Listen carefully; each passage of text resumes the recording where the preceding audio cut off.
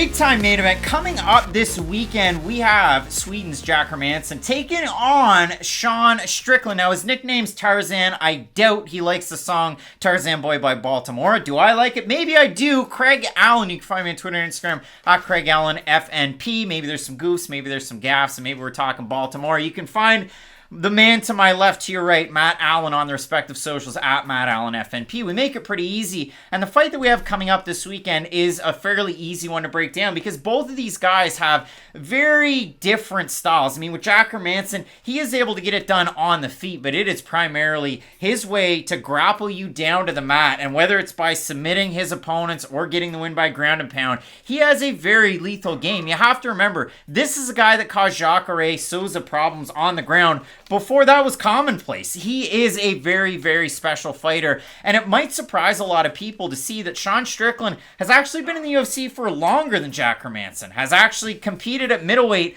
before this big run that he's been on. He had a couple of fights at middleweight before he took his talents down to 170, ultimately lose to Santiago Ponzinibbio by decision. But if you look at the losses that he has at 170, Ponzinibbio, Kamaru Usman, and Eliseu Zaleski dos Santos, who put him on a poster, it has been an interesting ride. Now for Strickland, he ends up losing that fight. He comes over to Moncton, New Brunswick, Canada, close to home for us, and he gets a win there, and that's where it really kind of kickstarted things. But that fight was at 170 that he was able to win in Moncton, and right after that fight against Nordin Taleb, he ends up getting in a really bad motorcycle accident. And it was a quote that he had that he left a piece of his kneecap on the road in that accident. He was out for a very long time, comes back at middleweight, takes on Jack Marshman, and has a heck of a performance. And since then, it's been night and day for Sean Strickland. He has really turned into a great pressure boxer, a great trash talker in the cage. And really, the negatives that I had about Sean Strickland, the fact that he is a little bit of square in his stance, hasn't come to bite him, and really, he is one of those guys that's heavy on his lead leg, but nobody's really caused him any issues with kicking it. So for Sean Strickland, he comes into his second main event in a row after a win over Uriah Hall by decision about 5 months ago, taking on Jack Hermansson, who is an interesting guy. Like, stylistically, this fight is very fun. Sean Strickland to me is like seeing an ex-girlfriend on Instagram who's like doing really well for themselves after the fact, you know? Because like with Strickland, I counted him out. I thought he was what he was at 170. He wasn't going to make any improvements. He wouldn't change himself. And that was just going to be the person who we dealt with.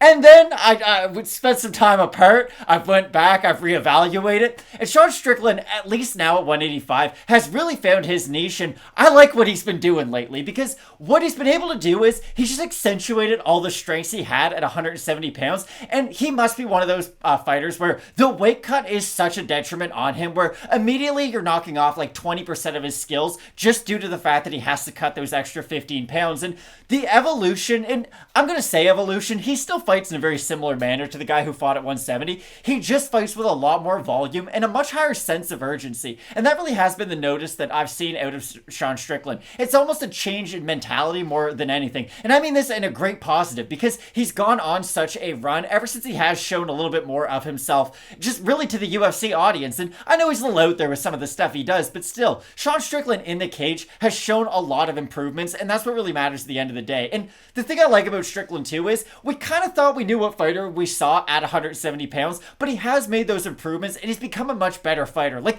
he never had a main event when he fought at welterweight. There was never even conversations of Strickland getting into the top 15 at 170 pounds, but at 185, he's slowly been able to build his way up to the top of the division. And it's weird, and I'd love to get your opinion on this. I feel like one of his earlier wins at this division was his most impressive. I think the Brennan Allen win to this day is better than the Uriah Hall win. And let me defend it for this point, because I know the Uriah Hall win was 5 rounds. Uriah Hall didn't really show up in that fight, and with Uriah Hall, you kind of know. You either get the super dangerous version of him, or you don't really get the dangerous version of him. We knew what version we got that night, so to me, I look at what Strickland was able to do against the wrestling and the grappling of Brennan Allen, his ability to defend those takedowns and box him up on the feet, and I think that is a great precursor to this matchup against Jack Hermansson. Well, if you look at it too, for Strickland in his fight against Christoph Jocko, a guy who he can fight on his back foot, this and that, he really did a great job and really was able to have that big uptick in not just aggression, submission, but volume to get the win there. So a win over Jocko, a win over Allen. I don't put a lot of stock into that Uriah Hall fight, other than the fact that, okay, it's 5 rounds. You're able to go a good 5 rounds, good hard 5 rounds. That's great. I think it's a little bit of revisionist MMA if we're looking at 170 pounds and saying, about the rankings, because he was right up there. And you look at those losses. I mean, Usman, Ponzinibbio, but he was never in the rankings. He is now a ranked and a top-tier middleweight. But for Strickland, the other thing, too, again, first 2 fights in the UFC, those were at middleweight. He was also the King of the Cage middleweight champion coming in. He was undefeated, so on and so forth. Now we flip it on over to Jack Hermansson, who, yes, came into the UFC after Sean Strickland. But when you look at Jack Hermansson and you talk about some of those wins, the way that he was able to just beat David Branch at the things that David Branch is very good at, taking him down to the mat, finishing him on the ground. You look at the fight against Gerald Meerschaert, submitting him in the first round, finishing Thales Leites. That's not easy. Beating Brad Scott might be a little easier, beating Alex Nicholson, so on and so forth. But the run that Jack Hermansson's been able to go on is very impressive. Now, if we look at the losses, okay, Marvin Vettori, he got pressured. They had a great fight. A fight of the night caliber fight. But in that fight, it was Vettori pressuring forward, landing good volume, mixing in a little bit of the grappling, but really able to win out. And did Hermansson get hurt a little early in that fight? Yeah. He did get hurt, but still, losing to Jared Cannonier is a bad one, especially that fight was in Denmark. You look at it for Hermansson, you'll see the flag of Norway, the flag of Sweden with him.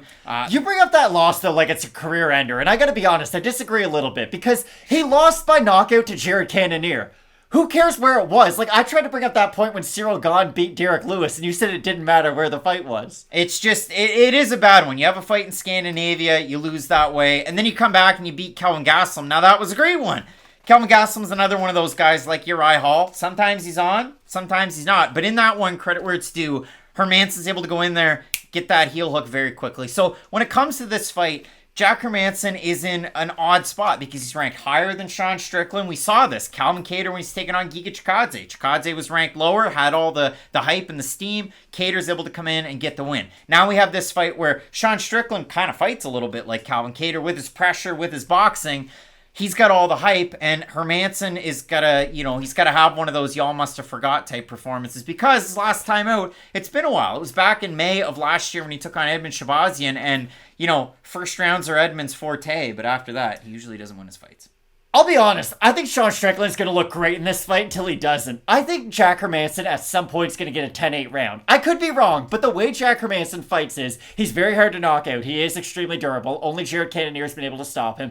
And his takedowns and ground and pound are some of the best in the UFC. He gets a lot of credit for his submission game, and he does have this really unique guillotine because it's an arm-in guillotine, but he's on the opposite side of the body. It's a very unique position to get in. It's how he beat both David Branch and Gerald Meerschaert. It's just a unique submission he goes for a lot, and he almost got Jacare in it in the second round of their matchup. So he is very good on the ground, and I do think that at some point he's going to get Strickland down and really make him pay for it, because Strickland's ground game is unproven at this weight division. He's been able to pass sort of the wrestling defense skill checks up until this point, but with Hermansson, like Edmund learned this trick the hard way. In the first round, yeah, these takedown attempts, I can defend them. I've got a bunch of strength.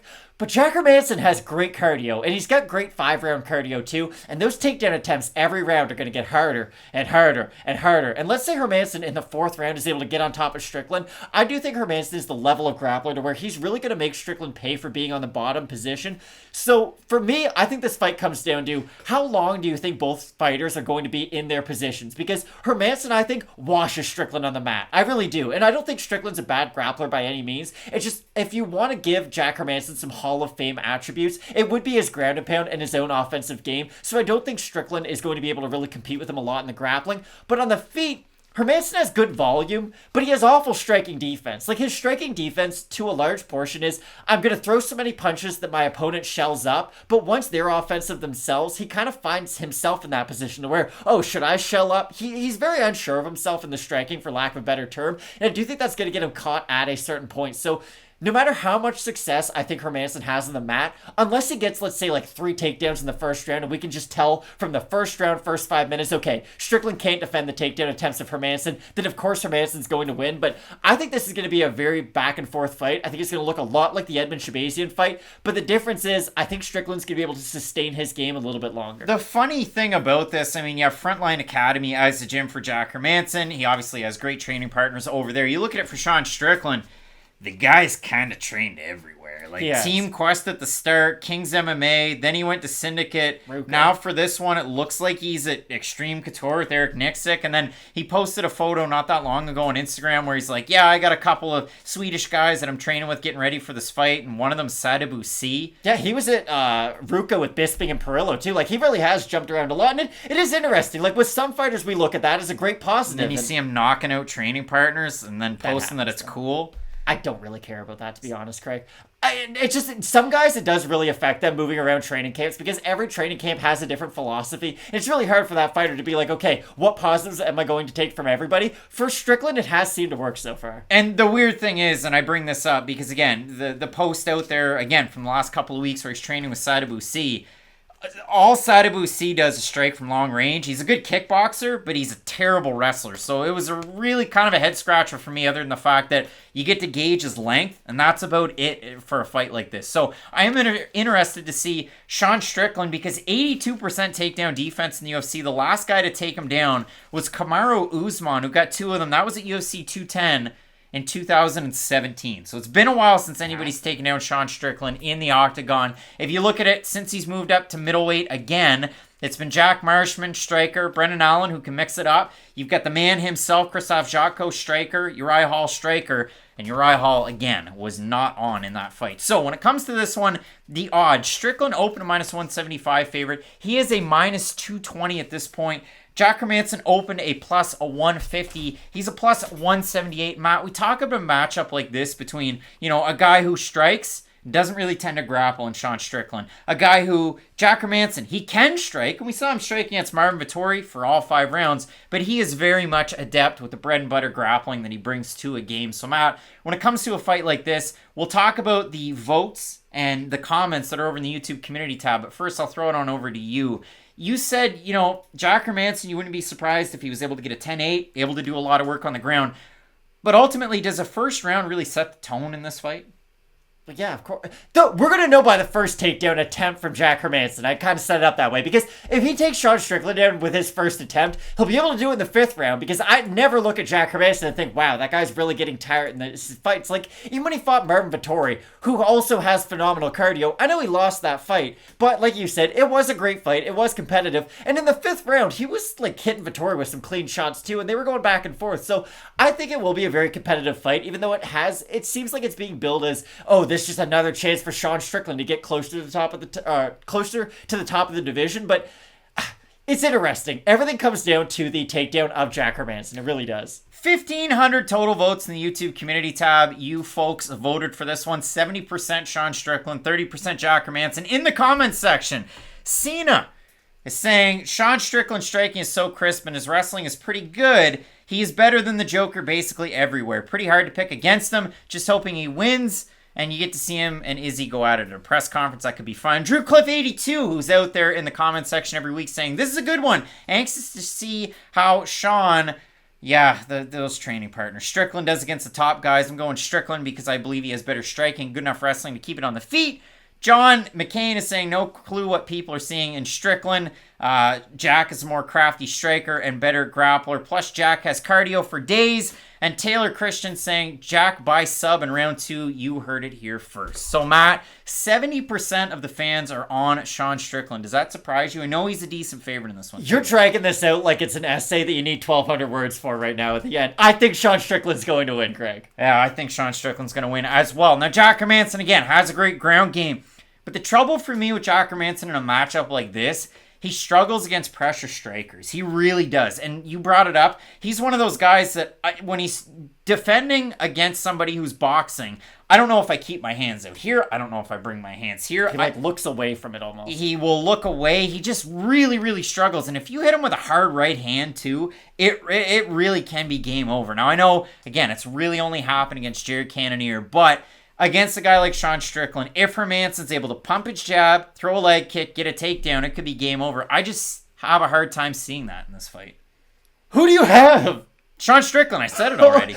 You passed it off to me like 4 times and I've said Strickland. Listen, if Hermansson gets the takedown, he can do a lot of damage. I just don't think he will. Sean Strickland's shown good takedown defense throughout his UFC career, and he is the vastly superior striker. And the thing about Strickland is, if he always fights at his pace while he goes downhill with his combo, he should be able to damage Hermansson enough throughout this fight to get it in the judges' scorecards. Both of us going with Sean Strickland, but Jack Hermansson definitely with a great opportunity to get the win in this fight with some of the most lethal ground and pound and submission abilities on the mat in this middleweight division. You let us know down below in the comment section who you have in this fight, as well as the rest of the fights on this card. And make sure you tune in to Question Mark Kicks. That's QMK, 2 hours before the prelims on Saturday, when we get a final chance to offer up those picks and predictions with a look back at the week that was and the weigh-ins on Friday. So again, you're not going to want to miss that. We're shooting for 30,000 subs, so if you haven't subscribed already, it would mean a heck of a lot to us, because we're going to add a couple more wrinkles to the channel if we're able to pass that benchmark.